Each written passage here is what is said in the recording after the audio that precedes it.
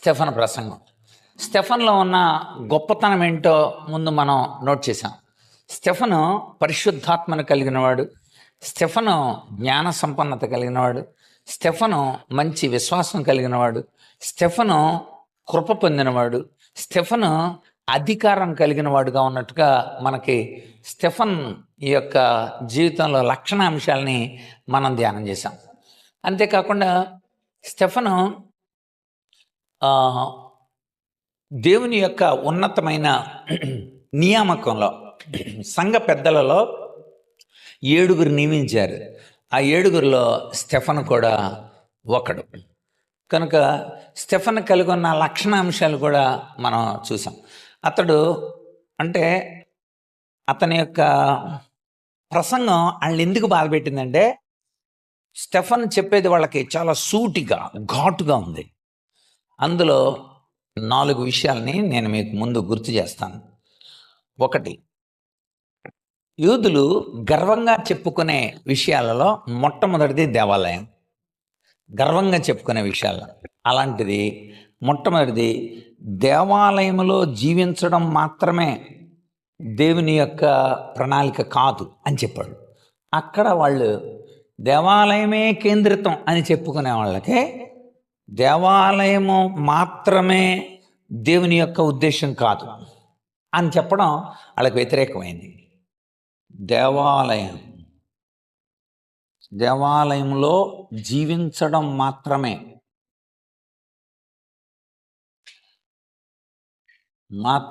దేవుని ఉద్దేశం కాదు. ఇది వాళ్ళ యొక్క నమ్మకం. ఇది కాదు అన్నాడు. కనుక దేవాలయంలో బతకడమే దేవుని యొక్క ఉద్దేశం. అంతేకాదు అంటే అందుకోసం వాళ్ళు బయట వాళ్ళ స్వకీయమైన కార్యాలు చేసుకుంటా దేవాలయాల్లో మాత్రం చాలా దేవదూతల్లా కనబడతా. అలా కనబడుతున్నప్పుడు కేవలం దేవాలయంలో ఉండటమే మాత్రమే కాదు, మిగిలిన అంటే 1 డే గాడ్ మాత్రమే కాదు, ఒక సండే గాడ్ మాత్రమే కాదు. అలా అన్నప్పుడు అవతల కోపం వస్తుంది కదా, దాన్ని మీద ఆధారపడేవాళ్ళు. రెండవది, నిజమైన ప్రజలంటే దేవుని మీద విశ్వాసం మీద ఆధారపడేవాళ్ళు అన్నాడు. నిజమైన దేవుని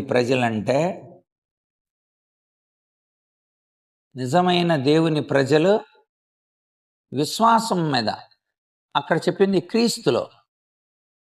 క్రీస్తు విశ్వాసం మీద ఆధారపడిన వాళ్ళు. క్రీస్తు మీద విశ్వాసంతో ఉన్న వాళ్ళే నిజమైన దేవుని ప్రజలు. ఎందుకని? యేసు ప్రభువే మెస్సియా, మనం ఎదురు చూస్తున్న మెస్సియా ఆయనే. అందుచేత ఆయన మీద ఎవడైతే విశ్వాసం ఉంచుతాడో వాడు మాత్రమే దేవుని ప్రజ అనబడతాడు అని చెప్పాడు. ఇది రెండవ కారణం వాళ్ళు స్టెఫన్ని మీద దాడి చేయడానికి. మూడవ ఉద్దేశం, అబ్రహాం మొదలుకొని క్రీస్తు వరకు, అది ఇప్పుడు మనం చూడబోతున్నాం. అబ్రహాం మొదలుకొని క్రీస్తు వరకు రుజువులు ఇచ్చాడు.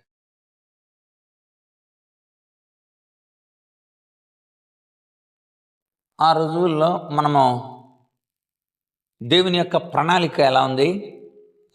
2, మందిరం ఒక ప్రదేశానికి మాత్రమే ఆశీర్వాదాలు ఉంటాయా? ఆ ప్రదేశం వెలుపల దేవుడు ఆశీర్వాదాలు ఇవ్వలేదా? అది రుజువు చేశాడు. దేవుని యొక్క ప్రణాళికను మనం ఎలా వ్యతిరేకిస్తున్నామో చెప్పాడు. ఈ విషయాలు చెప్పేటప్పుడు మనం చూస్తాం. అప్పుడు మేజర్ ఇష్యూస్లో అంటే మనోడు ఎక్కడ వ్యతిరేకించాడు, ఏ విషయాలు వాళ్ళకి బాధ కలిగించినాయి. అబ్రహాం మొదలుకొని క్రీస్తు వరకు కూడా అన్ని రుజువులు ఇచ్చాడు. దాంతో వాళ్ళ ఈగో కూడా దెబ్బతింది. ఇంకా 4వది, యూదుల యొక్క గ్రంథాల నుండి క్రీస్తు వరకు, యూదుల యొక్క గ్రంథాల నుండి క్రీస్తు మార్గమే సత్య మార్గం అని, యూదా మతం కాదని, దాంతో వాళ్ళు ఈ రాళ్ళతో కొట్టి చంపేశారు. ఈ 4 రుజువు చేశాడు. ఎలా రుజువు చేశాడో ఇప్పుడు మనం చూద్దాం. అందుచేత ఎందుకు స్టెఫన్ని చంపారు అని ముందు ప్రశ్న వేసుకుంటే, స్టెఫన్ 4 ప్రధానమైన ఎయిమ్స్ అనమాట. 4 ప్రధానమైన వ్యూస్తో చెప్పాడు. 3 ఏరియాల్లో చెప్పాడు. ఆ 3 ఏరియాల్లో ఒక ఏరియా పోయిన వారం ధ్యానం చేశాం. మిగిలిన 2 ఏరియాలని ఇప్పుడు మనం వేగంగా ధ్యానం చేయాలి. దేవాలయంలో జీవించడం మాత్రమే కాదు, దేవాలయం బయట మన ఇష్టం వచ్చినట్టు బతికితే కుదరదు. దేవాలయాల్లో పవిత్రంగా ఉండి నెక్స్ట్ ఆదివారం అయిపోయిన తర్వాత సోమవారం నుండి శనివారం దాకా మన ఇష్టం వచ్చినట్టు బతకడం కుదరదు. స్టెఫన్ అలా అంటున్నప్పుడు వాళ్ళు చేసే పనులు అయ్యే. పరిచయులు కానీ, శాస్త్రులు కానీ, అక్కడున్న పునరుద్ధానం లేదని చెప్పే సద్దుకయ్యులు కానీ, వీళ్ళందరూ కూడా యూదులలో ఉన్న ఈ ప్రత్యేకమైన తెగలన్నీ కూడా అలాంటి జీవితాలు కలిగిన వాళ్ళే. రెండోది, నిజమైన దేవుని ప్రజలు క్రీస్తు మీదే విశ్వాసం ఉంచుతారు. ఎందుకు ఉంచాలి? దేవుడు ఆయనను పంపెను, దేవుడు తన కుమారుని పంపాడు. ఆయన నమ్మనోడు పాతాళానికి పోతాడంటే మరి మేము దేవుడినే నమ్ముతున్నాం, ఈయన ఆయన కుమారుడిగా నమ్మట్లేదు అన్న వాళ్ళకి కోపం వస్తుంది కదా. అలాగా. మూడోది, అబ్రహాం మొదలుకొని క్రీస్తు వరకు కూడా అన్ని రుజువులు ఇచ్చాడు. ఎలాంటి రుజువులు ఇచ్చాడు మనం ఇప్పుడు చూద్దాం. ఆ రుజువులు ఇస్తున్నప్పుడల్లా వాళ్ళ ఆలోచనలన్నీ ఫెయిల్ అవుతున్నాయి. సత్యం వేదిక మీదకి వచ్చినప్పుడు అసత్యం కింద దిగిపోవాలంతే. వెలుగు వచ్చినప్పుడు చీకటి, నువ్వు వెళ్ళమ్మా చీకటి అని అన్నవసరంలా, చీకటి ఆటోమేటిక్గా దిగిపోద్ది. కనుక వాళ్ళల్లో ఆ అహం దెబ్బతింటున్నప్పుడు, ఆ ఆలోచన సరైనది కాదు అని అనిపిస్తున్నప్పుడు, వాళ్ళు ఇగో దెబ్బతిన్నప్పుడు వాళ్ళు తట్టుకోలేకపోయారు. నెక్స్ట్ 4వది, యూదుల గ్రంథాల నుండి క్రీస్తు మార్గమే సత్యమైన మార్గం అని తాను చెప్పాడు. కనుక తను చెప్పిన విధానాన్ని మనం చూద్దాం. అక్కడ బైబిల్లో ముందు ఆ మాట మనం చూద్దాం. తన మీద వాళ్ళు చేసిన కంప్లైంట్ని ఒకసారి మనం చూసి అప్పుడు ముందుకెళ్దాం. చూడండి, అపోస్తల కార్యముల గ్రంథం 6వ అధ్యాయంలో చివరి భాగం 13వ వచనం. అతనిని పట్టుకొని మహాసభ యొద్దకు తీసుకొని పోయి అబద్ధ సాక్షులను నిలవబెట్టింది. ఎవరినండి? యేసుప్రభువును కూడా చంపేటప్పుడు ఎవరిని పెట్టారు? అబద్ధ సాక్షులు. రైట్, నిలవబెట్టింది. వారు, ఈ మనుష్యుడు ఎప్పుడునూ ఈ పరిశుద్ధ స్థలములకు మన ధర్మశాస్త్రానికి విరోధంగా మాట్లాడుతున్నాడు. ఆయన మీద మోపిన నేరాలు అది నోట్ చేసుకోండి. ఆయన మీద మోపిన నేరాలు అంటే స్టెఫన్ని మీద మోపిన నేరాలతోనే ఒక వ్యక్తిని మందు తాగాడండి, అందుకని చచ్చిపోయాడండి. మందు తాగి డ్రైవ్ చేసిన వాడు కింద పడిపోవడం ఏంటండి? ఇక ఎప్పుడు పైనుండి స్టార్టింగ్ నుండి ఎండింగ్ దాకా మందు తాగడమే. అక్కడ అన్నం తినడం లేదు. ఇక ఎన్ని తర్వాత విషయాలు వరుసగా ఎందులో చూసినా మందు తాగటమే, మందు కొనటం, మందు తాగటం.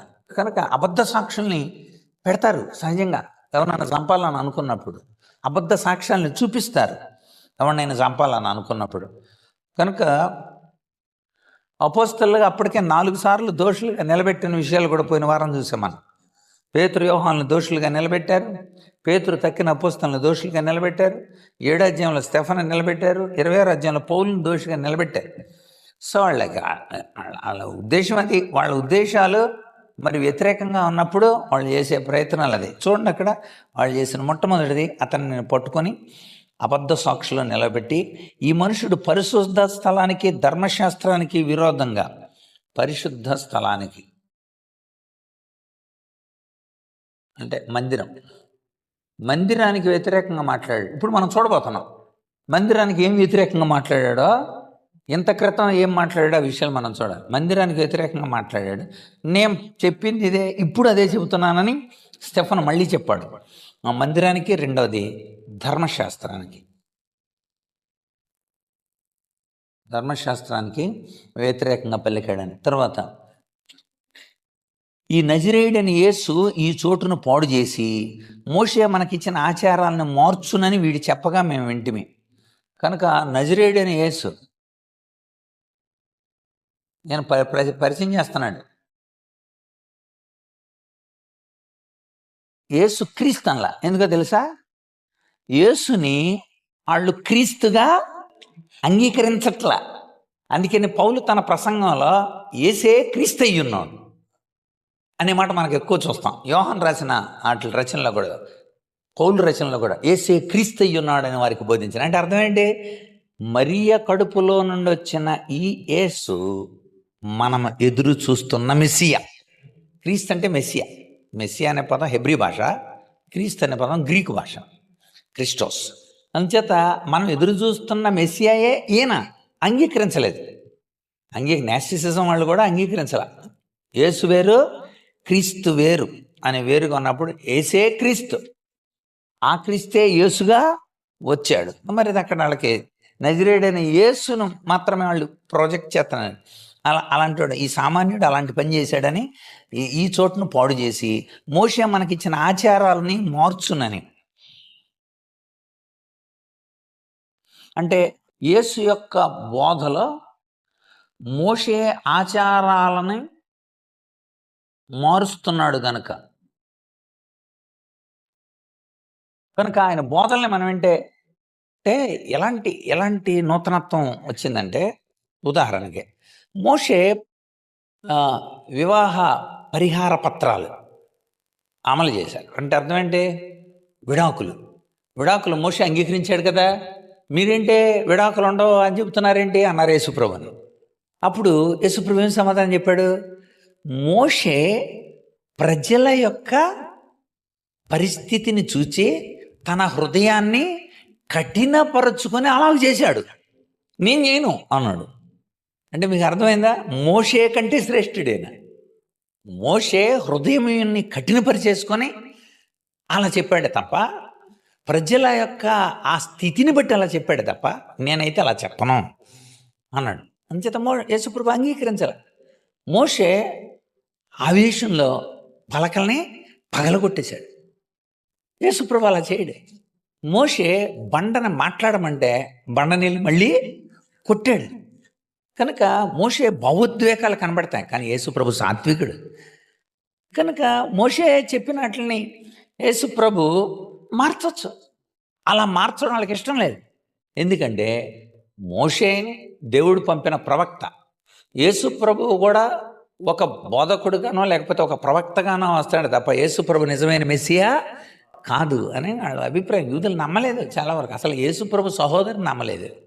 యేసుప్రభు తిరిగి లేచిన తర్వాత నమ్మారు యాకోబు యోధాలు. యేసుప్రభు తిరిగి లేచిన తర్వాత నమ్మారు. అప్పుడు దాకా అసలు నువ్వు ఎందుకున్నావు ఇక్కడ, అసలు గలిలయకి వెళ్ళిపో అని అన్నారు సొంత ఇంట్లో వాళ్ళు కూడా. ఆయన సహోదరులే ఆయన నమ్మలేదు. కనుక వాళ్ళు నమ్మకపోవడం పెద్ద ఆశ్చర్యం కాదు. ఆచారాలను మారుస్తున్నాడు. అందుకోసం వాళ్ళు చూడండి, అక్కడ రాయబడినాయి, వీడు చెప్పగా మేము వింటిమని. సభలో కూర్చున్న వారందరూ అతని వైపు తేరి చూడగా అతని ముఖం దేవదూత ముఖంలా కనబడతా ఉందంట. ఇది మనం బాగా దేవుని యొక్క వ్యక్తిత్వాన్ని కలిగిన స్టెఫన్, దేవుని యొక్క ఉన్నతమైన స్వభావాన్ని కలిగిన స్టెఫన్ అసలు దేవదూత ముఖంలా కనపడతా ఉందంట. అంటే దేవుడు అతనిలో నుండి మాట్లాడుతున్నాడని అర్థం. మోషే ముఖము ప్రకాశించాను అని ఉంది. అంటే అర్థం ఏంటి? దేవుని యొక్క ప్రసన్నతని మోషే పొందాడు అని అర్థం. అతని ముఖం దేవదూత ముఖం లే కనపడుతుందంట వాళ్ళకి. అంటే దేవుడు వాళ్ళతో మాట్లాడుతున్నట్టు. ఏం మాట్లాడాడు దేవుడు వాళ్ళతో? ఇప్పుడు మనం చూద్దాం. ఇప్పుడు మీకు అర్థం ఏంటది? ఆయన మీద మోపబడిన నేరారోపణలు ఇవి. ఈ యొక్క మనం చూడబోయే విషయాలలో ఈ 4 విషయాలు ఇవి ప్రధానంగా వాళ్ళని ఎక్కువ రెచ్చగొట్టినాయి. ఈ విషయాలు అతడు చేసిన బోధనలోని ప్రాముఖ్యమైన విషయాలు. అయితే అతడు 3 భాగాలుగా తన ప్రసంగాన్ని కొనసాగించాడు. ఆ 3 భాగాలు మనం చూద్దాం. మొట్టమొదటిది మనం పోయిన వారం ధ్యానం చేశాం. మొట్టమొదటి విషయం ఏంటంటే,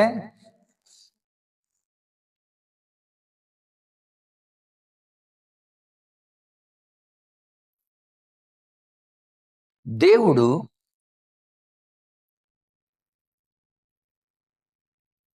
దానికి ఉదాహరణ అది. దేవుడు తన యొక్క నిర్ణయాలని మార్చుకుంటాడు. అంతేకాదు, దేవుడు తన యొక్క ప్రణాళికని తనకు అనుగుణ్యంగా చేసుకుంటాడు. దేవుని యొక్క ప్రణాళికలో తనకు అనుగుణ్యంగా మార్పు చేస్తాడు. అది నోట్ చేసుకోవాలి. దేవుని యొక్క ప్రణాళికలో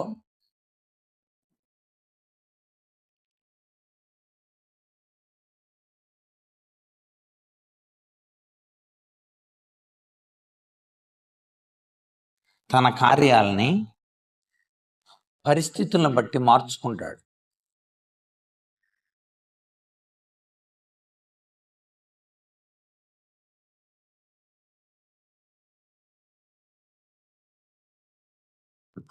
ఇది మొట్టమొదటి.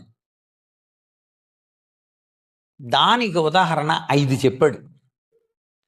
తన ప్రణాళికలో భాగంగా దేవుని మాట మొట్టమొదట దేవుడే మాట్లాడాడు.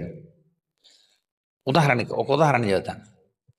దేవుడు మాట్లాడగా వెలుగు కలిగింది కదా కదా అలా మాట్లాడాడు. ఆ తర్వాత ప్రవక్తల నోట తన మాట పెట్టాడు. ప్రవక్తలు వెళ్ళి మాట్లాడారు.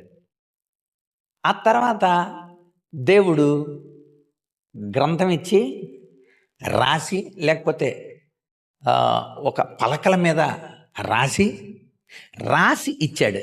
తన వేలుతో రాసి కూడా ఇచ్చాడు తన మాట. ఆ తర్వాత అపోస్తలులకు వెల్లడి చేశాడు. అంటే ఇప్పుడు అర్థమైందా మీకు? దేవుడు యేసుక్రీస్తుని పంపి ఆయన ద్వారా మాట్లాడాడు. ఈ కాలంలోనైతే దేవుడు మన ద్వారా మాట్లాడుతున్నాడు. సో చూసారా, ఆయన తన కాలానికి అనుగుణ్యంగా ఆయన అలాంటి మార్పులు చేసుకుంటాడు. అలా మార్పులు చేస్తూ అది ఆయన యొక్క సార్వభౌమత్వంలో భాగం. ఆయన తనకిష్టమైనది ఏదో అదే చేయను, అంతే. ఆయనకి ఇష్టమైనది చేస్తాడు. తన బిడ్డలేగా చేయాలనుకున్నాడు. దేవుడు తానే మాట్లాడిన దేవుడు. హెబ్రీ పత్రిక 1:1 ఇలా అంటాడు, కొత్త నిబంధన గురించి మాట్లాడుతూ, పూర్వము ప్రవక్తల ద్వారా మాట్లాడిన దేవుడు ఈ దినముల అంతమందు కుమారుని ద్వారా మనతో మాట్లాడుతున్నాడు. ఓకే, మార్పు చూసారా? అర్థమైందా? దేవుడు మాట్లాడాడు, ఆయన రాసిన ఆ యొక్క పలకల మాట్లాడిని, ఆ తర్వాత ప్రవక్తలు మాట్లాడారు, ఆ తర్వాత యేసయ్య వచ్చి తానే స్వయంగా మాట్లాడాడు. ఇప్పుడు మనతో మాట్లాడుతున్నాడు. అది ఇప్పుడు మీరు వెళ్ళి మాట్లాడినంటున్నాడు. కనుక దేవుని వాక్యాన్ని మనం ధ్యానిస్తున్నప్పుడు ఆత్మ ద్వారా దేవుడు మన ద్వారా లోకానికి చెప్పాలన్నాడు. సో ఆయన తనకి ఇష్టమైంది ఏదో అదే చేస్తాడు. ఎలా చేశాడు? ఇది మొట్టమొదటి ఎలా చేశాడో 5 భాగాలు మనం రాసుకున్నాం. అటు వివరణలోకి వెళదాం. ఇది గుర్తుపెట్టుకోండి. 5 విషయాల్లో అబ్రహాము, యోసేపు, మోషే, ప్రత్యక్షపు గుడారం, మందిరం, 5 ఏరియాలని వరుసగా తీసుకొచ్చాడు. ఇది చరిత్ర. ఇది ఎలా చరిత్ర? దేవుడు అంటే అబ్రహాము నుండి క్రీస్తు వరకు ఇక్కడ మనం రాసాం. అబ్రహాం మొదలుకొని క్రీస్తు వరకు రుజువులు ఇచ్చాడు. ఇప్పుడు ఆ రుజువుల్ని మనం ఇప్పుడు చూద్దాం. బైబిల్లో రాసిన విషయాలు కూడా చదువుకుంటూ మనం వెళదాం. ఎలా చెప్పాడు వాళ్ళకి అంటే వాళ్ళు ఇక దేవుని స్వరాన్ని వింటున్నారని అర్థం. స్టెఫన్ను చూసినప్పుడు స్టెఫన్లో దేవుని మహిమ కనబడుతుంది. అతడు మాట్లాడుతున్నాడు మహిమకరమైన మాటలు. ఆ తర్వాత చంపేశారు. అందుకని అన్నాడు, దేవుడు ఆకాశం తెరవబట్టం చూస్తున్నాను, ఆయన నన్ను చేర్చుకోవటం చూస్తున్నాను, నేను స్వయంగా చెప్పేశాడు. కనుక దేవుని యొక్క ఉన్నతమైన మహిమ చేత నింపబడ్డాడు. అంచేత ఇప్పుడు దేవుడు మాట్లాడుతున్నాడు. ఎలా మాట్లాడాడు? మొట్టమొదటిది దేవుడు అబ్రహామును పిలిచాడు. ఇది క్లుప్తంగా చెప్పొచ్చు, తను లేఖనాల ప్రకారం వెళదాం. అబ్రహామును పిలిచాడు. అబ్రహామును దేవుడు కనాను తీసుకెళ్తానన్నాడు. తను ఎక్కడికి వెళ్తానని ముందు చెప్పలేదు. తర్వాత నీ సంతానం ఎలా ఉంటుందని చక్కగా ఆశీర్వదించాడు. అబ్రహాం తర్వాత ఇస్సాకు తర్వాత యాకోబు తర్వాత యాకోబు యొక్క 12 మంది పిల్లలు. చక్కగా అబ్రహాం దేవుడు ఆశీర్వదించినట్లే సంతానాన్ని ఆశీర్వదించాడు. Very good. అయితే ఏం జరిగింది? టర్నింగ్ ఎక్కడొచ్చిందంటే యోసేపును అన్నయ్యలు అమ్మేసినప్పుడు యోసేపు ఎక్కడికి వెళ్ళాడు? ఈజిప్ట్ వెళ్ళిపోయాడు. అక్కడ నుండి రెండో విషయం ఇది. టర్నింగ్స్ ఇవన్నీ కూడా. సో ఈజిప్ట్ వెళ్ళిపోయిన తర్వాత అక్కడ ఫస్ట్లో దర్జాగా బతికారు. ఆ తర్వాత యోసేపుని ఎరిగిన రాజు చచ్చిపోతే వేరొక రాజు వచ్చాడు. ఆ రాజు మనం ఏళ్ళతో ఉండటం ఏంటి, వీళ్ళేంటి ఇలా అభివృద్ధి చెందుతున్నారు అని చెప్పి వాడు రివర్స్ అయ్యి వీళ్ళని బానిసలుగా చేశాడు. అలా 430 సంవత్సరాలు బానిసలుగానే వాళ్ళు బతికితే ఇప్పుడు ఆ బానిసత్వంలో నుండి, ఈజిప్ట్లో నుండి తన బిడ్డల్ని మళ్ళీ వెనక్కి తీసుకురావడం దేవుడు ఇంకో టర్నింగ్ పాయింట్. ఏంటిది? మోషే. మీకు అర్థమవుతుందండి టర్నింగ్ పాయింట్స్ ఎలాగో? అన్యుడుగా ఉన్న అబ్రహాముని దేవుడు పిలిచి కనానులో ప్రాంతాల్లో స్థిరపరిచి కనానులో విస్తరింపజేశాడు. విస్తరింపబడిన ఈ ప్రజలందరూ కూడా ఐగుప్తుకి వెళ్ళిపోవాల్సి వచ్చింది. ఎందుకంటే యోసేపు అక్కడ ఉన్నాడు, మనడు అక్కడ ఉన్నాడు. అక్కడ వాళ్ళంతా సంతానం అంతా అభివృద్ధి చెందిపోయారు. సో యోసేపు ద్వారా అక్కడికి వచ్చిన వాళ్ళందరూ కూడా విస్తరించి బాగా ఒక ప్రాంతమే మన వాళ్ళు ఉండిపోవటం, లక్షల మంది అయిపోయారు. 430 సంవత్సరాలంటే ఎన్ని తరాలండి సుమారుగా? 40 తరాలు. 40 తరాలు వరకు కూడా అక్కడ అభివృద్ధి చెంది, 100 సంవత్సరాలు అని అనుకుంటే 40 తరాలు అభివృద్ధి చెందారు అక్కడ. అభివృద్ధి చెంది లక్షల మంది ప్రజలు అక్కడ ఉన్నప్పుడు వాళ్ళని తీసుకురావడం కోసం మోషేని పిలిచాడు. అది టర్నింగ్ పాయింట్. సరే, మోషే తీసుకొస్తున్నాడు. వీళ్ళు ప్రయాణం ఇప్పుడు 40 సంవత్సరాలు ఎక్కడికే? తిరిగి కనానికి, తిరిగి పాలు తేనెలు ప్రవహించే ఆ కనానికి తీసుకురావడం కోసం మోషేని తీసుకెళ్ళేటప్పుడు వాళ్ళని ఒక సక్రమమైన పద్ధతిలో ఇన్ని లక్షల మందిని, 12 మంది కాదు కదా వెళ్ళింది, లక్షల మందిని వీళ్ళని నడిపించడానికి దేవుడు ఒక అద్భుతమైన వనరు పెట్టాడు. అదేంటది? ప్రత్యక్షపు గుడారం. ప్రత్యక్షపు గుడారాన్ని వాళ్ళ మధ్యలో పెట్టి లక్షల మందిని చుట్టూరు పెట్టి వాళ్ళకి చక్కగా బోధిస్తూ, చక్కగా ప్రత్యక్ష గుడారం ద్వారా వాళ్ళకి నియమ నిబంధనలు పెట్టి, అర్చన ఆచారాదులు పెట్టి, పండగలు పెట్టి, సీనాయి కొండ మీద ధర్మశాస్త్రం ఇచ్చి, ధర్మశాస్త్రం అంటే చెప్పాను కదా నేను, ధర్మశాస్త్రాలు ఏముంటాయి? 3 ఉంటాయి ధర్మశాస్త్రంలో. ధర్మశాస్త్రంలో 3 ప్రధానమైన ఉంటాయి. అందులో 1 10 ఆజ్ఞలు, 2 పౌరుని విధులు, స్త్రీలు ఎలా ఉండాలి, పిల్లలు ఎలా ఉండాలి, జంతువులు ఎలా ఉండాలి, పక్షులు ఎలా ఉండాలి, పక్కోడితో ఎలా ఉండాలి, పొలంలో ఎలా ఉండాలి, జబ్బు చేసినప్పుడు ఎలా ఉండాలి, తప్పుడు పని చేసినప్పుడు, లేకపోతే ఎవడైనా పొరపాటును చేసినప్పుడు ఎలా ఉండాలి. అలాగే ఒక్కొక్కరు వావి వరుసలు అన్నీ నేర్పాడు. అత్తలతో, కోడళ్ళతో, మనవాళ్ళతో, మామలతో, అసలు అన్ని వీరులు పౌరుల వీధులు. 3వది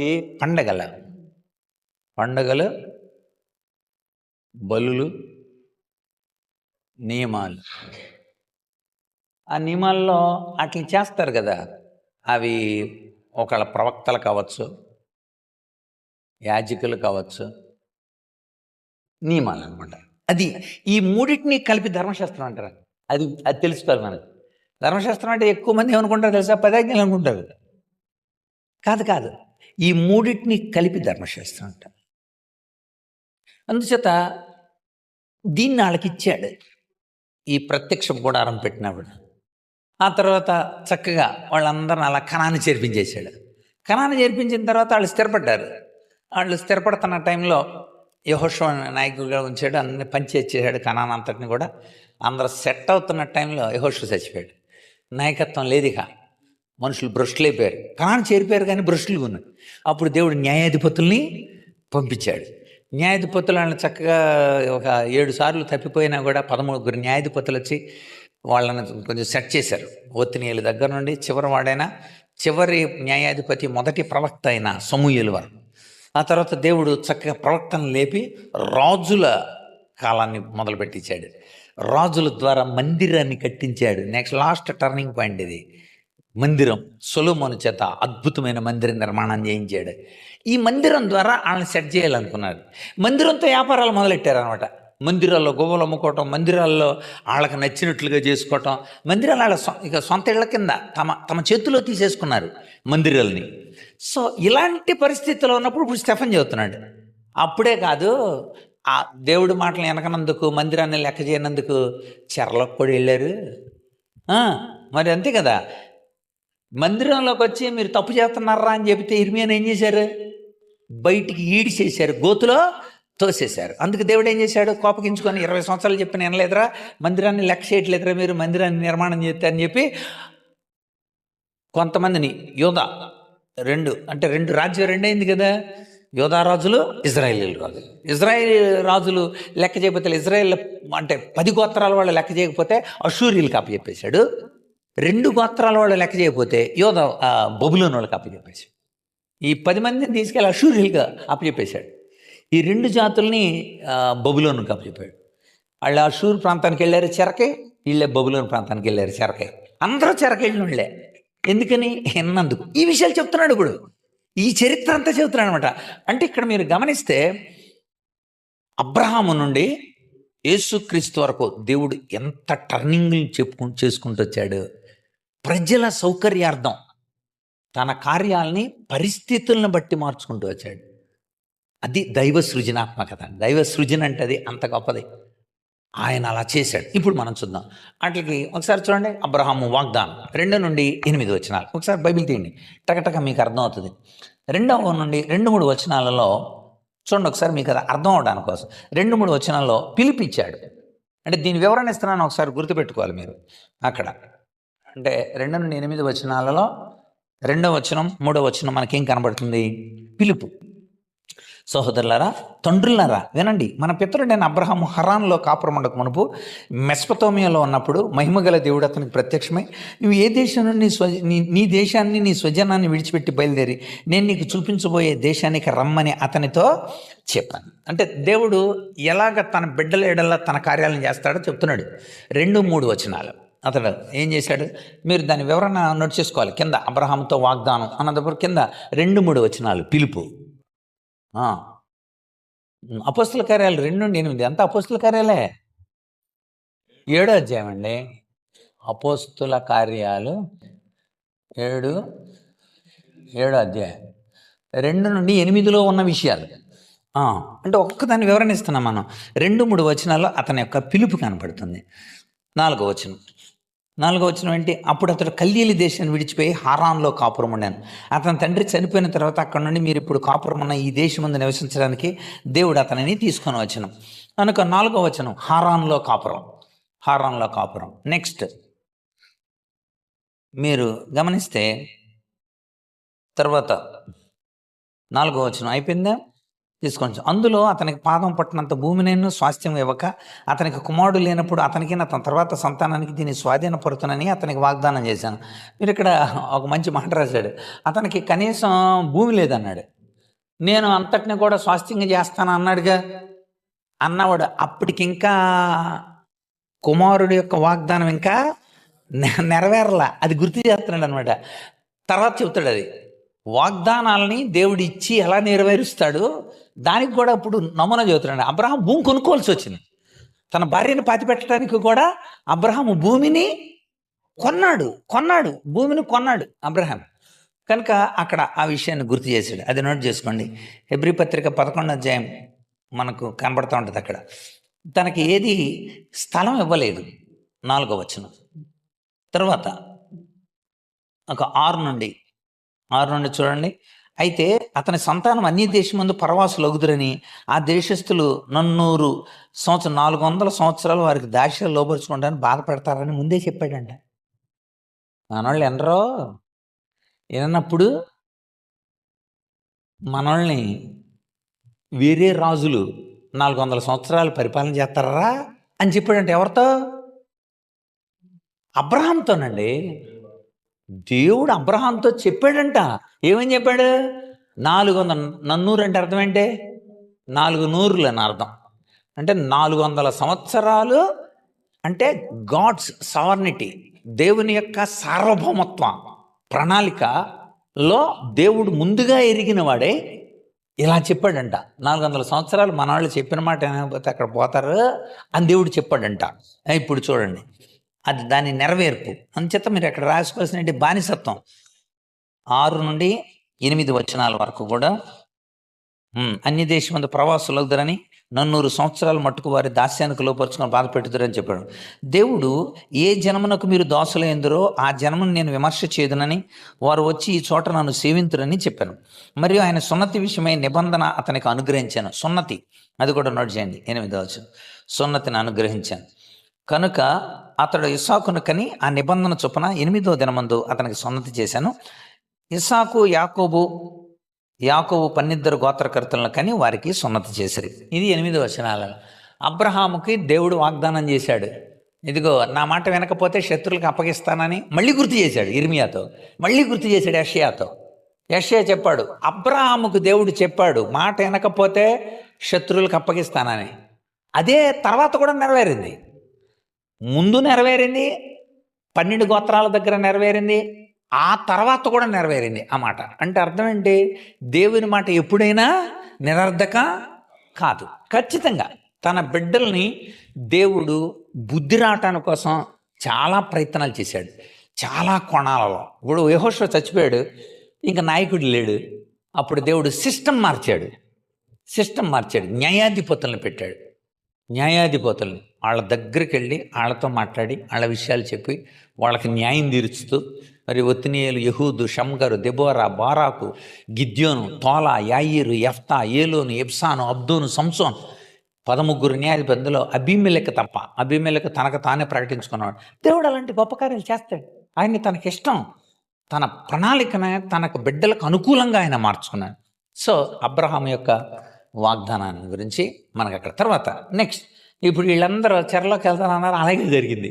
వీళ్ళంతా విస్తరించారు, వీళ్ళంతా విస్తరించి యోసేపును బట్టి అందరు ఎక్కడికి వెళ్ళిపోయారు, చెరలో ఐగుప్తుకి వెళ్ళిపోయారు. ఐగుప్తు యొక్క ఫస్ట్లో బాగానే ఉన్నారు. యోసేపు రాజు బతుకునేంత వరకు ఫరో, యోసేపు కాలం నాటి ఫరో అనేది పేరు కాదు, ఐగుప్తీయుల రాజుల్ని ఫరోస్ అంటారు. అదంతా గుర్తుపెట్టుకో. అంచేత ఐగుప్తు రాజు యోసేపు రాజు బ్రతుకున్నంతకాలం చాలా క్షేమంగా ఉన్నారు, వాళ్ళు అద్భుతంగా ఉన్నారు. ఆ తర్వాత ఎరిగిన రాజు చనిపోయిన తర్వాత అని కూడా ఉంటుంది నిర్గమకాండం. రెండవది ఇక యోసేపు యాత్ర 9 నుండి 16 వచనాలు. అందులో 9వ వచనం యోసేపుని అమ్మేయడం చూడండి, అక్కడ రాయబడింది. ఆ గోత్రకర్తలు మత్సరపడి యోసేపుని ఐగుప్తులను పోవటానికి అమ్మివేసిరి. దేవుడు అతనికి తోడేండి అతని శ్రమల నుండి తప్పించి దయను జ్ఞానమును ఐగుప్తు రాజైన ఫరో ఎదుటకు అతను అనుగ్రహించినందున ఫరో ఐగుప్తునకును అతని ఇంటి వారందరికీ అతని అధిపతిగా నియమించాను. 10వ వచనం అధిపతి అయ్యాడు. 11వ వచనం తర్వాత ఐగుప్తు దేశం అంతటికి కనాను దేశం అంతటికి కరువు వచ్చినప్పుడు పితరులకు ఆహారం లేదు గనుక యాకోబు విని పితరులు అక్కడికి మొదటిసారి పంపాడు. అక్కడికి వాళ్ళ దగ్గరికి మొట్టమొదటిసారిగా అక్కడ పంపడం జరిగింది. కానీ అక్కడ యోసేపు ఉన్నాడని యాకోబుకి తెలియదు. అక్కడ కరువు, ఆ కరువులో తర్వాత వరుసగా అక్కడ 16వ వచనం వరకు కూడా అక్కడ చూడండి, అక్కడ రాయబడి అనమాట. రెండవసారి వచ్చినప్పుడు యోసేపు తన అన్నదమ్ములను తను తెలియజేసుకున్నాను. అప్పుడు యోసేపు యొక్క వంశము ఫరోకు తెలిసింది. అక్కడ యోసేపు తన తండ్రి అయిన యాకోబును తన సుజనులందరినీ పిలవనంపించాను. వారు 75 సుజనులందరినీ అక్కడ రప్పించాడు. 75 మంది ఈజిప్ట్కి వచ్చారు. ఓకే, యాకోబు ఐగుప్తుకు వెళ్ళాను. అక్కడ అతడును మన పితరులను చనిపోయి అక్కడ నుండి షెకెమునకు తేబడి షెకెములోని హెమేరు కుమారులతో అబ్రహాము వెలయించుకున్న సమాధిలో ఉంచబడిరి. సో ఐగుప్తుకి ఇజ్రాయేల్ చేర్చబడటం సెకండ్ టర్నింగ్. ఇది ఫస్ట్ది. అబ్రహాముకు దేవుడు వాగ్దానం చేసి తనని కనానుకు తీసుకురావటం ఫస్ట్. సెకండ్, కనాను నుండి తిరిగి ఈజిప్ట్కి వెళ్ళడం అది రెండవది. చూసారా, ఆ స్టేజెస్ తెలియాలన్నమాట మనకి. సరే ఇప్పుడు యోసేపుతో పాటు అతని తండ్రి అయిన యాకోబు, ఆ మిగిలిన వాళ్ళందరూ 12 మంది కూడా గోత్రకర్తలుగా అందరూ విస్తరించారు, లక్షల మంది అయ్యారు. ఇప్పుడు అక్కడ నుండి మళ్ళీ మోషేని లేపాడు. 3వ టర్నింగ్ చదువుతున్నాను చూడండి. ఎంత బాగా రాశాడంటే, ఎంత బాగా చెప్పాడంటే, రాయటంలో కూడా లూకా చాలా అర్థవంతంగా. అందుకని ఈ అధ్యాయం చదివేటప్పుడు మనం ఇప్పుడు చదువుతున్నప్పుడు ఎంత బాగుందో ఆ టేస్ట్ తెలిసిన తర్వాత నాకైతే అసలు ఎంత బాగా చెప్పాడు. చరిత్ర మొత్తం, పాత నిబంధన చరిత్ర అంతా క్రీస్తు వరకు 5 భాగాలుగా చెప్పేశాడు. ఎంత బాగా చెప్పాడు. నెక్స్ట్ మోషే దేవుడు చూడండి. ఆ తర్వాత అలా ఉన్న తర్వాత ఏం జరిగింది? 17 అయితే దేవుడు అబ్రహాముకు అనుగ్రహించిన వాగ్దాన కాలము సమీపించే కొలది, అంటే దేవుడు చెప్పాడుగా అబ్రహాంతో ఏమన్నాడు, 400 సంవత్సరాలు 430 సంవత్సరాలు ఉంటుందో. దాని కారణాల తర్వాత చూద్దాం. వచ్చే వారం ఈ గ్యాప్ ఉండదు. 75 మంది వెళ్ళారా, 430 సంవత్సరాల ఇలా ఎందుకు తేడా వచ్చింది, ఎక్కడి నుండి ఎక్కడికి కౌంట్ చేయబడింది అనేది మనం వచ్చే వారం తెలుసుకుందాం. సో ఇక్కడ రాయబడింది చూడండి, అబ్రహాముకు అనుగ్రహించినట్లుగా వాగ్దాన కాలం అయిపోయింది. ఆ వాగ్దాన కాలం అయిపోయిన వెంటనే మళ్ళీ వెనక్కి తీసుకురావాలంటే దేవుడు మరొక వ్యక్తిని నిర్గమకాండం అతన్ని లేపి దేవుడు తయారు చేయాలి. అందుకోసం దేవుడు విస్తారం వృద్ధి పొందాను. తొదకు యోసేపుని ఎరగని వేరొక రాజు ఐగుప్తుని ఆరంభించాను. అతడు తన వంశస్థుల ఇళ్ళ కపటంగా ప్రవర్తించి శిశువులు బ్రతకకుండా వారిని బయట పారవేయాలని పితరులను బాధ పెట్టాను. ఆ కాలం ముందు మోషే పుట్టాడు. మోషే దివ్య సుందరుడు అంటే తన ఇంటి నుండి 3 నెలలు పెంచబడి బయట ఉన్నప్పుడు ఫరో కుమార్తె అతను తీసుకొని తన కుమారునిగా పెంచుకున్నాను. మోషే ఐగుప్తుల సకల విద్యలు అభ్యసించి మాటలందు కార్యాలందు ప్రవీణుడైండను. అతను 48 ఏండ్లు నిండ వచ్చినప్పుడు ఇశ్రాయేలును తన సహోదరులను చూడవాలని బుద్ధి పుట్టాను. వారిలో ఒకడు అన్యాయం అనుభవించడం చూసి అతను రక్షించి బాధపడిన వారి పక్షాన ఐగుప్తిని చంపి ప్రతీకారం చేశాను. తన ద్వారా తన సహోదరులను దేవుడు రక్షణ దయచేస్తున్న సంగతి వారు గ్రహింతురని అతను తలంచిన కానీ వారు గ్రహింపరేది.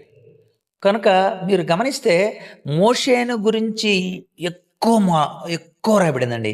17వ వచనం నుండి 43వ వచనం వరకు మొత్తం ఈ మోషే చరిత్రను ఎందుకు ఎంత చెప్పాడో తెలుసా మీరు చెప్తారా? వాళ్ళందరూ మోషే శిష్యులు. మోషే శిష్యులు కనుక మోషేని గురించిన వివరణాత్మకం అనమాట. మోషే చెప్పాడు కదా మీలో నుండి ఒక ప్రవక్త వస్తాడని. మోషే చెప్పాడు కదా అతని మాట మీరు వినాలని. మోషే చెప్పాడు కదా అతని మాట వినకపోతే మీరు చచ్చిపోతారని. మోషే చెప్పాడు కదా ఆ ప్రవక్త యేసుప్రభువే అని చెప్పాలి ఇప్పుడు. అది స్టెఫన్ యొక్క ఉన్నతమైన ఉద్దేశం. మీరు మోషేని గురించి మాట్లాడుతున్నారు, మోషే యేసుప్రభుని గురించి చెప్పాడు. ఎక్కడ చెప్పాడండి?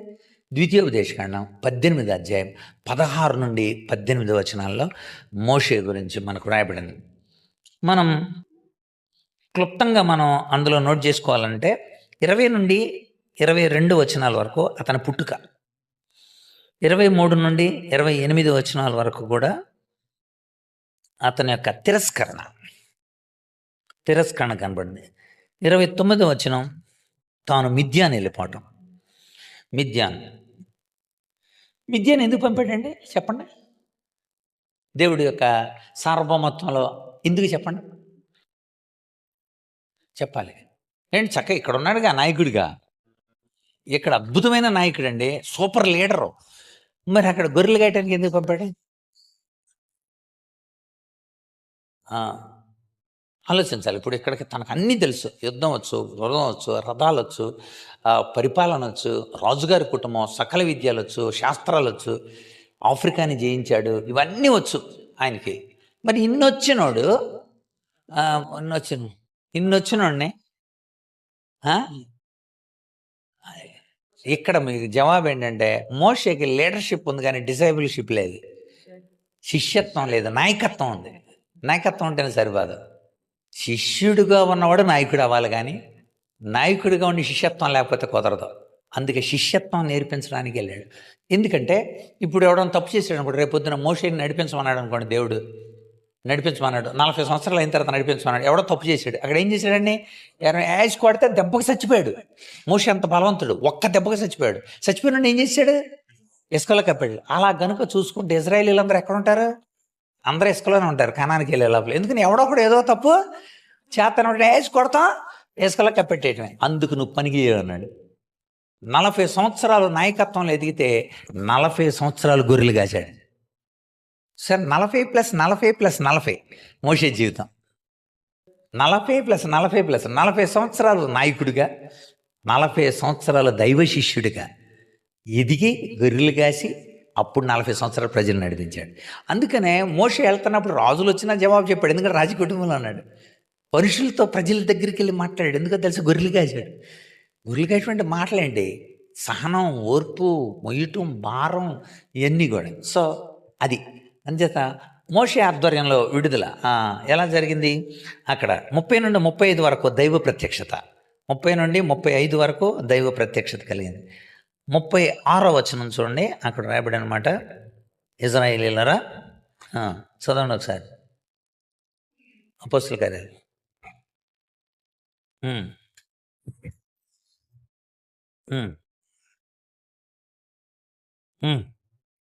అది 36వ వచనం. వాళ్ళు రక్షించాడు, దేవుని బిడ్డల్ని అక్కడ నుండి రక్షించాడు. 37వ వచనం చూసారా? మళ్ళీ ఇప్పుడు కలిపాడు. నాకు చెప్పాను నేను, ద్వితీయోపదేశకాండం 18వ అధ్యాయం 16 నుండి 18 వచనాలలో నా వంటి ఒక ప్రవక్త మీలో నుండి పుడతాడని చెప్పాడుగా. ఎవరో? మీరు అనుకుంటున్న మోషే, మీరు నమ్ముతున్న మోషే అలా చెప్పాడు. ఆ ప్రవక్త యేసుక్రీస్తే. అది క్రీస్తు ప్రత్యక్షతని చెప్పాడు అక్కడ 36లో క్రీస్తు ప్రత్యక్షతని చెప్పాడు. నెక్స్ట్ 37 అది క్రీస్తు ప్రత్యక్షత. నెక్స్ట్ తర్వాత 38 నుండి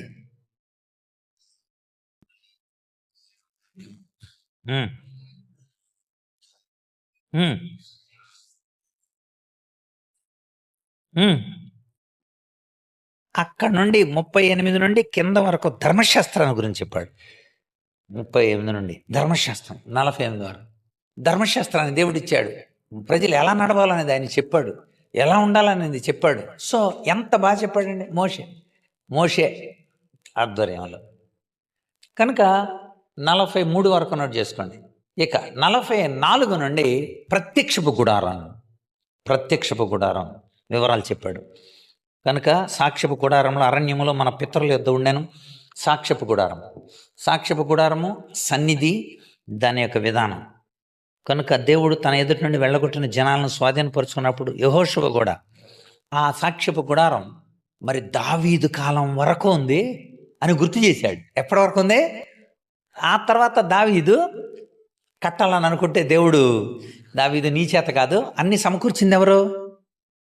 దావీదు. సో ప్రత్యక్షపు గుడారం 44 నుండి 46 వరకు, దేవుని మందిర నిర్మాణం 47 నుండి 50 వరకు. దేవుడు సొలొమోనుతో ఆ విషయాలు కట్టించాడు. చూడండి అక్కడ రాయబడింది, నా ఆకాశం నా సింహాసనం. సొలొమోను ఆయన కొరకు మందిరము కట్టించాను 47 నుండి 50 వరకు. ఆకాశం నా సింహాసనం, భూమి నా పాదపీఠం కదా, ఎలా మీరు కడతారు? నా విశ్రాంతి స్థలం ఏది? ఇవన్నీ నా హస్తకృతాలు కావా అని చెప్తున్నాడు కదా. కనుక వాళ్ళకి హెచ్చరిక, హృదయాలను దేవుని వాక్యాన్ని లోపరచనాలన్న వారలారా, మీ పితరుల వల్ల మీరు కూడా ఎల్లప్పుడూ పరిశుద్ధాత్మను ఎదిరించుతున్నారు. మీ పితరుల ప్రవక్తలు ఎవరిని హింసింపకుండరు. ఈ నీతిమంతుని రాకను గురించి ముందు తెలిసిన వారిని చంపిరి. మీరు ఇప్పుడు కూడా వాక్యాన్ని హత్య చేసిన వారు అవుతున్నారు. దేవుడు దేవదూతల ద్వారా నింపబడిన ధర్మశాస్త్రం మీరు పొందితురు కానీ దాన్ని గైకొంటలేదు అన్నాడు. అదే మనం ఇక్కడ చూసాం. యూదుల గ్రంథాల నుండి క్రీస్తు మార్గాన్ని వాళ్ళకి చెప్పి సత్య మార్గం ఏది అని వాళ్ళకి చెప్పినందుకు తట్టుకోలేకపోయారు. ఎంత బాగా చెప్పాడండి. ఇది మొట్టమొదటి విషయం. అదేంటి? దేవుని ప్రణాళికలో తన కార్యాలని, పరిస్థితులను బట్టి దేవుడు మార్చుకుంటాడు. ఇది మొట్టమొదటిది. రెండవ విషయం చూడండి. రెండవ విషయం చాలా క్లుప్తంగా, రెండవ విషయం ఏంటంటే, దేవుని యొక్క దీవెనలు ఒక ప్రాంతానికి పరిమితం కాదు. అది చెప్పాడు. ఆ వచనాలు కూడా మనం నోట్ చేసుకున్నాం. దేవుని దీవెనలు ఒక ప్రాంతానికి పరిమితం కాదు.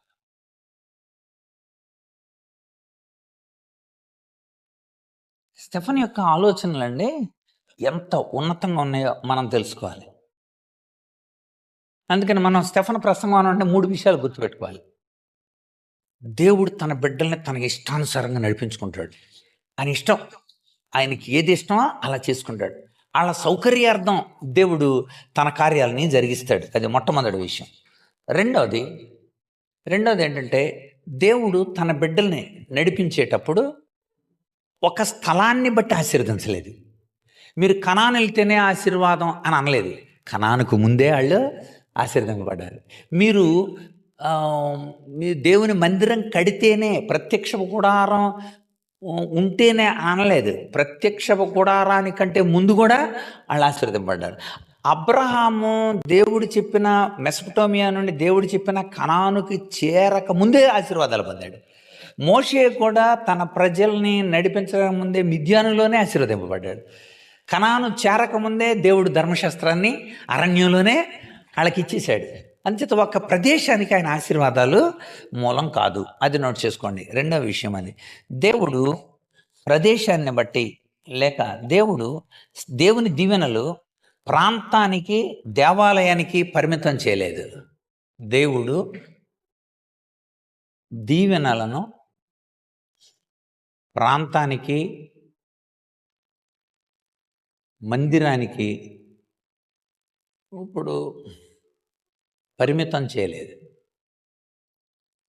చాలామంది ఇప్పటికీ కొత్త నిబంధనకు వచ్చిన తర్వాత కరెక్ట్ అయిన నిర్వచనం అంటే తెలుసండి, మందిరం మన కోసం, మనం దేవుడి కోసం. నోట్ చేసుకోండి, మందిరం మన కోసం, మనం దేవుడి కోసం. అంతే. నువ్వు లేకపోతే మందిరం లేదు కొత్త నిబంధనలో. మీరు అందరూ ఉంటేనే మందిరం. మీరు లేకుండా కట్టుకుంటే ఉపయోగం ఏముంది? అదనమాట. మన కోసం మందిరం, మనమే దేవుడి కోసం. అందుకనమాట అది చెప్పింది. ఒక్కొక్కటి ఇందులోని 4 ప్రధానమైన విషయాల్ని మనం నోట్ చేద్దాం. 4 ఉదాహరణలు చెప్పాడు. 1,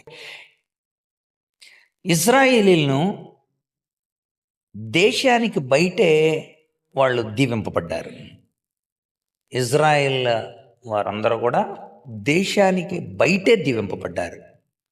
హారాన్లో జీవించకముందే అబ్రహాము ఆశీర్వాదం పొందాడు. అది ఒక ఎగ్జాంపుల్.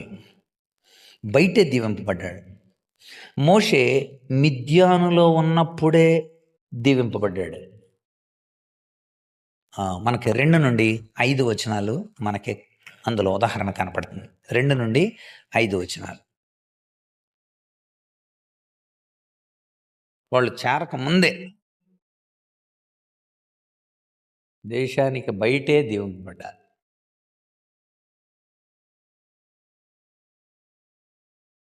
ఎగ్జాంపుల్ అబ్రహాం, మోషే ఇద్దరిని కూడా గుర్తు చేశాడు.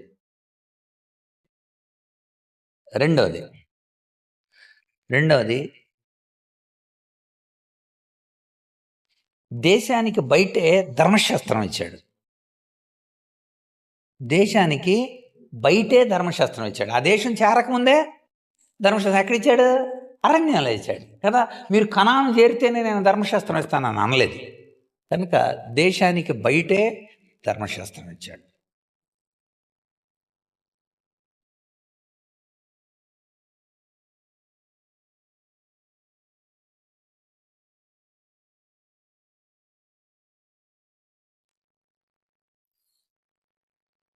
మనకి 44 నుండి 46 వచనాల్లో మనకు కనబడింది. అక్కడ అరణ్యంలోనే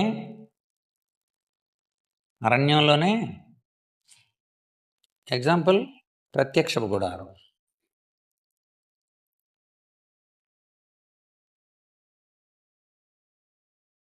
సేనాయి పర్వతం దగ్గర ఆజ్ఞలు బయటే ఇవ్వబడింది. అసలు ప్రత్యక్ష గుడారంతో వాళ్ళు కనాని లేదు. కనాని వెళ్ళాక కాదు, ప్రత్యక్ష గుడారం త్యాజ్యమంది. ప్రత్యక్షపు గుడారంతో వెళ్ళారు. అది కూడా నోట్ చూసుకోవాలి. ప్రత్యక్షపు గుడారంతో కనాను చేరారు. దాన్ని మోసుకెళ్ళే మందిరాన్ని. నెక్స్ట్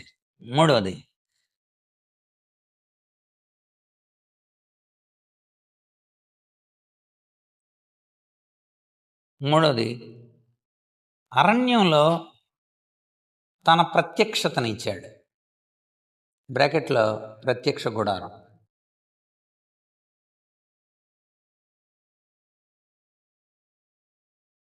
అరణ్యంలోనే తన ప్రత్యక్షత ఇచ్చాడు. ప్రత్యక్షపు గుడారం. నాలుగవది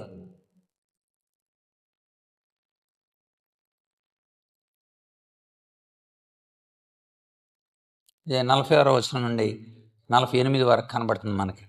నాలుగవది మందిరంలో నేను ఎలా పడతానన్నాడు. మందిరం నాకు సరిపోతుందా అన్నాడు.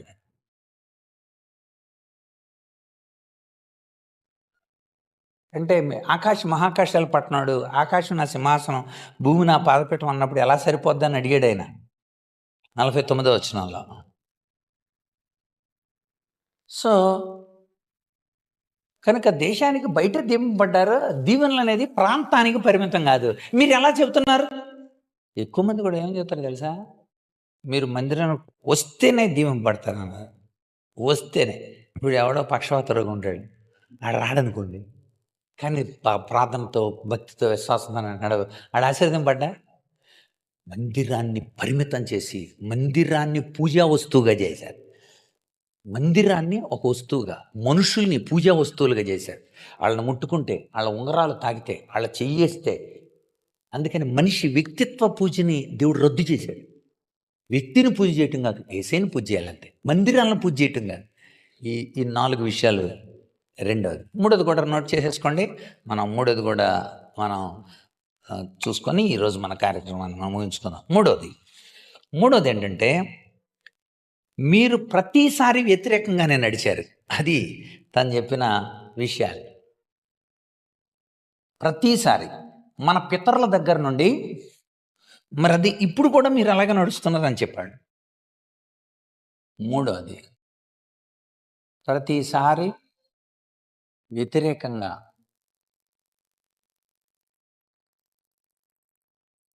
దానికి కూడా కొన్ని ఉదాహరణల్ని అక్కడ ఇచ్చాడు. అందులో మొట్టమొదటిది, మెస్పటోమియా నుండి అబ్రహాము దేవుడిచ్చిన వాగ్దాన భూమికి వెళ్లకుండా హారాన్ వెళ్ళాడు. మెస్పటోమియా నుండి కనాను, దేవుడు చూపించిన కనాను వెళ్లకుండా ఎక్కడికి వెళ్ళాడు? హారాన్ వెళ్ళాడు. అక్కడ కూడా వ్యతిరేకత కనబడతాం. రెండవది, యోసేపు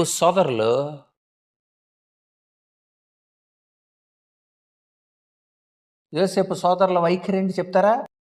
వారు పగపట్టి, పగబట్టి, మరింత పగబట్టి, అమ్మివేసి, గోతిలో త్రోసి, అమ్మివేసి, ఇవన్నీ వ్యతిరేకమైన పనులే. ఆ పనుల ద్వారా జరిగింది. అన్నీ వ్యతిరేకంగానే నడిచాయి. తర్వాత ఒక్కొక్క దానికి మనం రెఫరెన్స్లు వేద్దామా? వేద్దాం. మూడోది కూడా నోట్ చేసుకోండి. ఇజ్రాయేలీలు మోషేని తిరస్కరించారు. మోషేని పంపితే మోషేని తిరస్కరించారు. అంత నడిపించిన వాడిని కూడా మోషేని. 4 విగ్రహాల వైపు తిరిగారు. విగ్రహాల వైపు మోషే పైన కొండ మీదకి వెళ్తే వీళ్ళంతా ఏం చేశారు? విగ్రహాల వైపుకి తిరిగారు. 5 లాస్ట్ అలా కాదని పర్మనెంట్ దేవాలయాన్ని కట్టించాడు. దేవాలయాన్ని మర్చిపోయారు. ఇంకేంటండి వాళ్ళు దేవాలయాన్ని మర్చారు. వీటికి రెఫరెన్స్లు నోట్ చేసుకోండి. స్టెఫన్ ప్రసంగం అయిపోద్ది. మొట్టమొదటిది 2 నుండి 4 వచనాలు అబ్రహాం. 2 నుండి 4 వచనాలు. రెండవది యోసేపు సహోదరుల గురించి 9వ వచనం. ఇజ్రాయేల్ మోషేని తిరస్కరించడం 23 నుండి 29 వచనాలు. విగ్రహాలను వైపుకు తిరిగారు 43వ వచనం. ఇజ్రాయేల్ దేవాలయం విషయాన్ని మర్చిపోయారు 48 నుండి 50 వరకు. ఇదండి స్టెఫన్ యొక్క ప్రసంగం. 53 వచనాలని 3 భాగాలుగా చెప్పాడు. ఒకటి, దేవుని సార్వభౌమత్వం ఏదైనా చేసుకుంటాడు, ఆయన దానికి అనుకూలంగా చేశాడు. అలా 5 టర్నింగ్ పాయింట్లు చెప్పాడు. రెండవది, దేవుడు ఒక ప్రదేశానికి పరిమితం ఆశీర్వాదాలను పెట్టలేదు, ఎక్కడైనా ఆశీర్వదించగలడు, ఏ ప్రాంతంలోనైనా ఆశీర్వదించగలడు. సో దానికి నమూనా ఇచ్చాడు. మూడోది, ఇది మొట్టమొదటిది, అది రెండోది, ఇది మూడోది. ప్రతిసారి దేవుని, ఇప్పుడు కూడా దేవుని వ్యతిరేకిస్తున్నారు. ఏంటి, ఎలా వ్యతిరేకించారు? అబ్రహామే ఎల్లమన్న చోటుకి వెళ్ళకుండా వేరే చోటుకి వెళ్ళి ఇబ్బంది పడ్డా? యోసేపు సోదరులందరూ యోసేపు నమ్మేశారా? సరే, అక్కడికి వెళ్ళిపోయిన వాళ్ళని మళ్ళీ మోషే ద్వారా వెనక్కి తీసుకొచ్చాడా? మోషే వెనక్కి తీసుకొస్తే మోషేని నమ్మలేదు. మీరు మమ్మల్ని ఎందుకు తీసుకొస్తున్నావు? నువ్వు ఎర్ర సముద్రంలో చంపేయడానికి తీసుకొచ్చావా? అరణ్యంలో కూడా మాకు తినడానికి తిండి లేదు, లేదు అసలు, అక్కడంతే మాంసం తిన్నాము మేము అని సణిగారా? అది ఎక్కువ మంది చచ్చిపోయింది సణిగే. సణగటం, తిరుగుబాటు చేయటం, మేము చేయకూడదని అసూయ పట్టం, అలా మోషే మీద తిరుగుబాటు చేశారా? ఇంకా కొంచెం కణాన్ని తీసుకెళ్ళిపోయి వాళ్ళు అక్కడ విగ్రహాలు పెట్టుకున్నారా? మీరంతా అంత విగ్రహాలే కదండి. కణాన్ని చేరిన తర్వాత, యెహోషువ చచ్చిపోయిన తర్వాత ప్రజలు న్యాయాధిపతులను పంపించడానికి ఆ కారణం ఏంటి తెలుసా? వాళ్ళంతా విగ్రహారాధికులే. అలా కాదురా, నీ దేవుడే ఒక దేవాలయాన్ని కట్టిస్తే దేవాలయాన్ని మర్చిపోయారా? మరి యేసుప్రభు ఎందుకు వచ్చాడు? ఇందుకోసం వచ్చాడు, మిమ్మల్ని బాగు చేయడానికి వచ్చాడు. అది ఇంచేత అద్భుతమైన వర్తమానం వాళ్ళకి కరెక్ట్ అయిందనమాట. ఎక్కడి నుండి చెప్పాడు? మనం అక్కడ చూసాం. మనం అబ్రహాం మొదలుకొని క్రీస్తు వరకు, క్రీస్తు అవసరత కనుక తెలియచెప్పాడు. అబ్రహాము ద్వారా దేవుడు చెప్పించాడు యేసుక్రీస్తు వస్తాడని. యోసేపు జీవితంలో యేసుప్రభు లక్షణాలు మనకు కనబడతా ఉంటాయి. అమ్మేసిన ఎలాగా? ఇజ్రాయేల్ మోషే ప్రవక్త, నేను ఎలాగ మిమ్మల్ని విడుదల చేస్తున్నాను, పాపం నుండి విడుదల చేసేవాడు మీకు వస్తాడు అని మోషే ద్వారా దేవుడు తానే ప్రత్యక్షపరుచుకొని తన దేవాలయాన్ని, నేనే దేవాలయాన్ని అని దేవుడు ప్రత్యక్షపరుచుకొని ఈనాడు యేసుప్రభు వచ్చాడు. అక్కడ నుండి చెప్పండి రీతిగా. ఎంత అద్భుతమైన అర్థం గుర్తుపెట్టుకోండి. ఇంటికి వెళ్ళాక ఒకసారి చదవండి. ఇప్పుడు మీరు వరుసగా చదివితే క్లాసిఫికేషన్ మీకు 3 కోణాల్లో కనబడుతుంది. 3 కోణాలు ఇవి చెప్పాలి. మనం ఎప్పుడైనా స్టడీ పెట్టుకున్నప్పుడు, ఎదటి వాళ్ళు చెప్పేటప్పుడు ఇలాంటి డిఫికల్ట్ పెట్టుకొని చక్కగా అర్థమయ్యేలా చెప్పారనుకోండి, పాత నిబంధన నుండి క్రీస్తు వరకు అర్థమైపోద్ది అనమాట 53 వచనాలలో. కనుక అలా మనం కూడా చక్కని అవగాహన కలిగించి క్రీస్తు కోసం రాళ్లతో చిత్తకొట్టేశారు, చంపేశారు. ఎందుకు చంపారంటే ఈ 4 వాళ్ళకి బాధ కలిగించింది. ఒకటి, దేవాలయంలో జీవించడమే కాదు, ఆదివారాలు మాత్రమే కాదు, ప్రతి దినం కూడా మన జీవితాలను దేవుడు చూస్తున్నాడు. 2, నిజమైన దేవుని ప్రజలు క్రీస్తునందు విశ్వాసం ఉంచితేనే. ఎందుకంటే దేవుడే పంపించాడు ఇలాగ ప్రవక్తగా, ఒక యాజకుడిగా, ఒక రాజుగా యేసుప్రభు. 3, అబ్రహాము నుండి దేవుడిచ్చిన ప్రవచనాలు మన మధ్య నెరవేరే యేసుక్రీస్తులో. 3, యూదుల గ్రంథాల నుండి చక్కగా వివరించాడు. యేసుక్రీస్తు వరకు వంశావళి దగ్గర నుండి ఈ టర్నింగ్స్ అన్నీ చెప్పాడు. అది మాట్లాడటానికి లేదండి, అందుకే చంపేశారు. నిలబడితే సుప్రీంకోర్టులో మొత్తం కొట్టేసి ఇది పెద్ద రభసైపోద్దిక, దేశంలో చాలా పెనుమార్పులు వచ్చేస్తాయి. అందుకే చంపేశాడు. కనుక స్టెఫన్ చచ్చిపోయినంత మాత్రాన నెక్స్ట్ వెంటనే ఎవరిని లేపాడు దేవుడు? పౌలుని లేపాడు. సరే, దేవుడు అలాగే ప్రవీణ్ పగడాలే అన్నారు, చాలామంది లేపుతాడు దేవుడు తన కార్యాన్ని జరిగించుకుంటాడు. ఆయన కార్యాలు, ఆయన ప్రణాళికలో తన కార్యాలని పరిస్థితులను బట్టి మారుతూ ఉంటాయి. కనుక మనం దేవుని యొక్క ప్రణాళికను తెలుసుకుని నడవడానికి పరిశుద్ధాత్మ మనకు సహాయం దయచేయను గాక. ఆమేన్. ప్రార్థన చేద్దామండి. మన మధ్యలో ఉన్న తమ్ముడు మంగారం ప్రార్థన చేయమ్మా.